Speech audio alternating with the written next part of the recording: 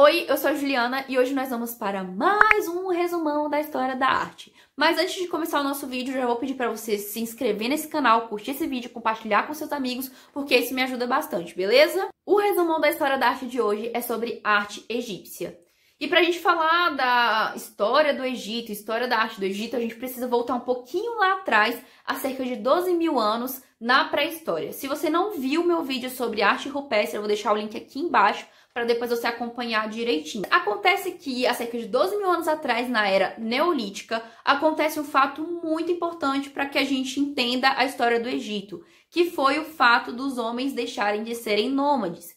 A gente começou a domesticar os nossos animais e a cultivar os nossos alimentos. Isso permitiu com que a gente ficasse num lugar e que a gente não ficasse mais andando atrás dos animais e mudando de local o tempo todo. Mas é claro que os homens iam criar uma nova forma de ter problema na cabeça, né? Tipo, de ter alguns problemas e se preocupar com as coisas. Um desses problemas foi justamente o fato de tribos diversas começarem a discutir em relação a terra mais fértil. Isso era resolvido de duas formas. Primeiro, com guerras, então essas tribos começaram a brigar entre elas, e a segunda era unir forças. Então, algumas dessas vilas, dessas tribos, começaram a se unir justamente para juntar forças coletivas para construir fortalezas, construir fontes de irrigação e também para poder ter mais pessoas estimulando essa terra fértil e cultivando seus alimentos.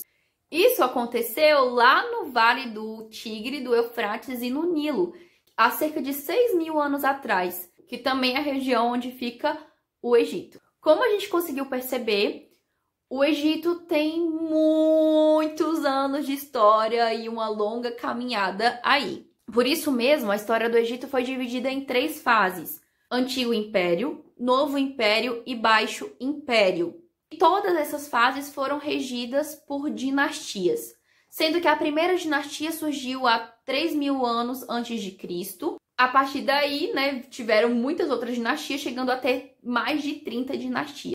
Isso demonstra claramente a relação que os egípcios tinham com essa questão da continuidade e principalmente com o poder que os faraós exerciam perante essa sociedade, que além de serem regentes supremos, eles também eram considerados como deuses. E a gente vai ver essa relação da religião bastante impregnada na história do Egito. A religião era realmente algo fundamental na sociedade egípcia.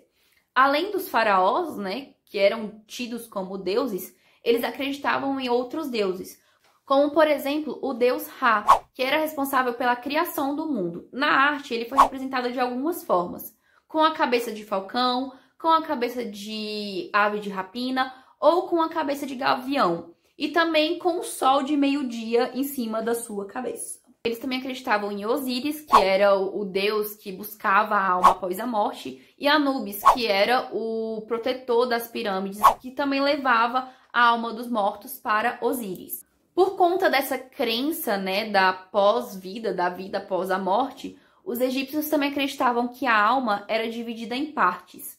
Uma dessas partes era Ka, que era a força vital, e Ba, que era a personalidade. E essas duas juntas, né, Ka mais Ba, gerava Aka, que era a imortalidade. Em relação à arte egípcia, nós temos 3 representações: pintura, escultura e arquitetura.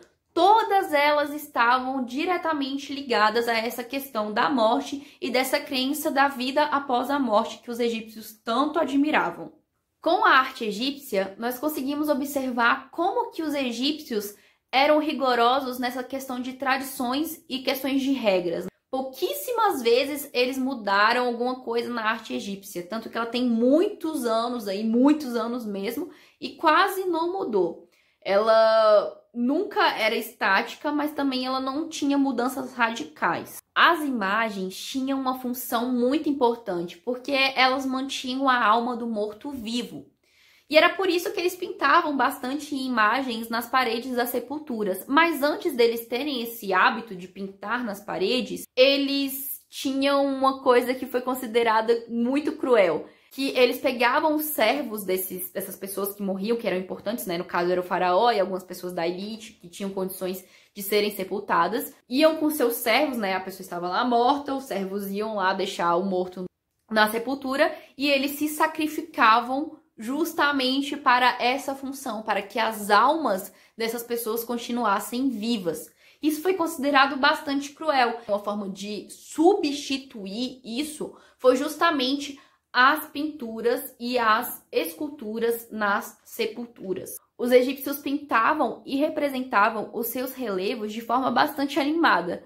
Mas se a gente olhar assim de relance, né, pela primeira vez, a gente não observa dessa forma. Pelo contrário, a gente acha bastante sem graça. Mas a questão é que os egípcios, eles não estavam preocupados com a boniteza, né, com a beleza daquela representação. Eles estavam preocupados com a plenitude e com a funcionalidade daquelas pinturas. Na verdade, eles queriam representar na maior clareza possível a vida que eles viviam.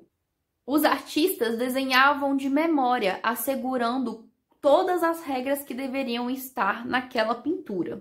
Um exemplo bastante claro sobre isso que a gente está falando, né, é o Jardim de Nebamun. Nessa pintura, nós conseguimos observar as árvores do jardim, que são vistas de lado, e o tanque do peixe, que é visto do alto.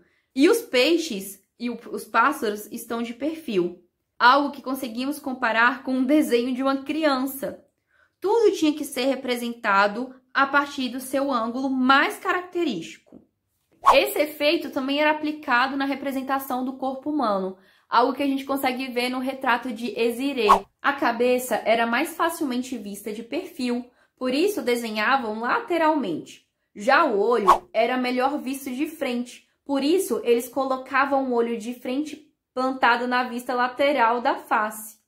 A metade superior do corpo, os ombros e o tronco são vistos melhor de frente, tornando melhor a visão em relação à ligação do braço com o corpo.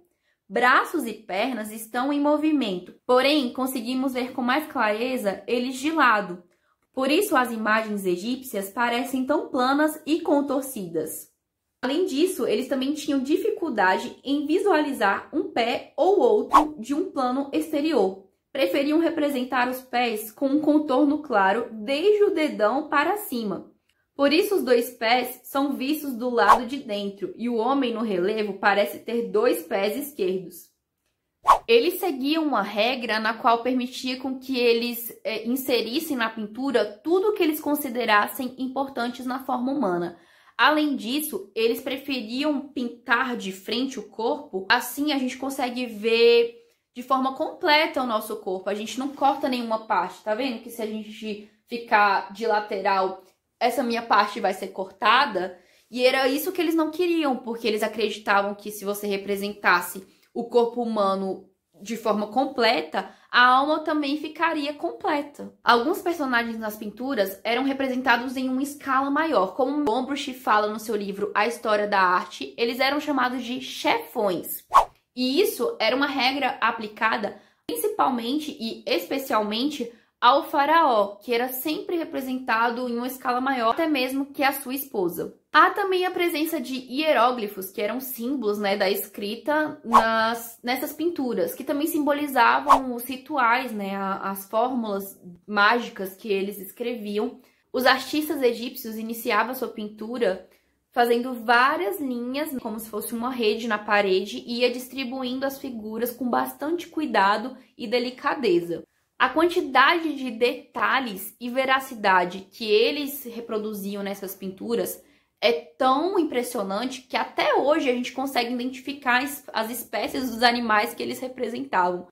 Tanto a pintura, quanto a escultura, quanto a arquitetura egípcia parece que se encaixa, sabe, no lugar. Ele parece que tem um lugarzinho certo ali para eles. Isso era chamado de estilo e eles seguiam 3 regrinhas: equilíbrio, estabilidade e harmonia. Nas esculturas, nós conseguimos identificar uma frieza, uma imobilidade e uma estabilidade bastante rigorosa. Algo que conseguimos observar na escultura Miquerinos e sua esposa, onde ambas as esculturas estão com o pé esquerdo para diante, mas isso não faz pesar o movimento para frente.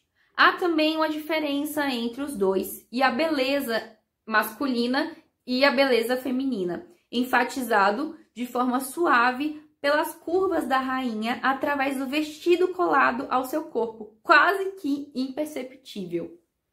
Nas esculturas, os homens são sempre pintados com a pele mais escura do que as mulheres. Nas esculturas sentadas, a mão sempre fica no joelho.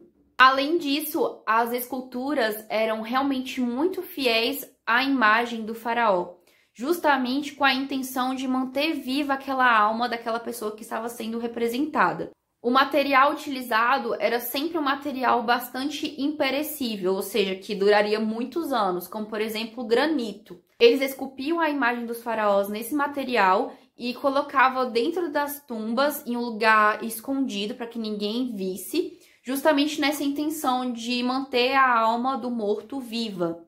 Por isso mesmo, os escultores eram chamados de aquele que mantém vivo. Como vimos, tudo para os egípcios tinha uma relação com a morte, então a arquitetura não poderia ser diferente. As sepulturas eram um privilégio dedicado apenas aos nobres, e a imortalidade também era associada a essas pessoas justamente por conta da ligação delas com o faraó. A forma padronizada dessas sepulturas eram chamadas de mastabas, que era um túmulo trapezoidal que eram revestidos de pedras e tijolos e que muito futuramente, né, por conta da visão dos faraós que queriam uma coisa grande, né, tipo faraônica, começaram a juntar essas mastabas, né, mastabas e mastabas e mastabas, até formar as pirâmides.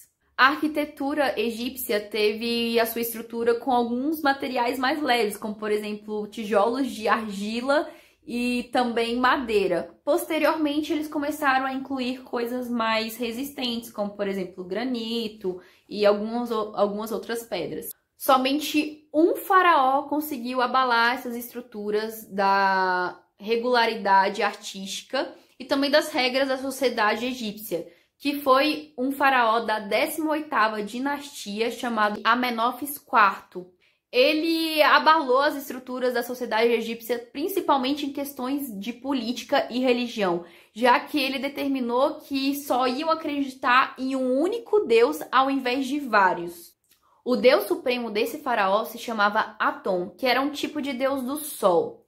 Tanto que esse faraó mudou de nome para Akhenaton e instalou a sua corte bem longe dos sacerdotes para que eles não enchessem o saco dele, entendeu? Então ele foi lá para longe para que ninguém interferisse no que ele estava fazendo. Inclusive, muitas das pinturas e das esculturas que foram feitas no período de Akhenaton devem ter revoltado e chocado assim as pessoas, já que ele era representado na mesma escala que a sua esposa Nefertiti. Além disso, as representações de Akhenaton eram representações bem verídicas ao que ele era. Era bem feio na real, não tinha nada de bonito. Justamente porque ele queria ser representado na sua maior fragilidade, né? Do jeito que ele era realmente, para que as pessoas olhasse aquilo como exemplo. Mas essa abertura em relação às regras do Egito, em relação às regras da arte egípcia, não durou muito tempo não. Na dinastia seguinte já voltou tudo ao normal, questão das crenças deles, questão da arte também, e durou por muitos mil anos ainda essas regras da arte egípcia.